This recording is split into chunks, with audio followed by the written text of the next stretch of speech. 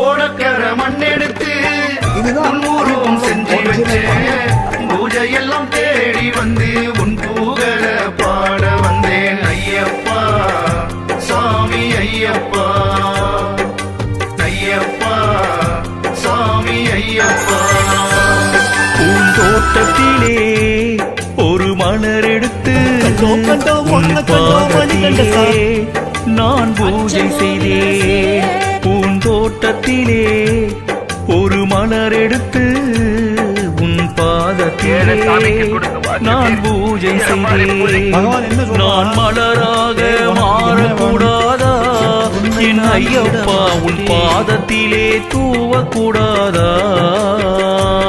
நான் மலராக மாறக்கூடாதா என் ஐயப்பா உன் பாதத்திலே தூவக்கூடாதா?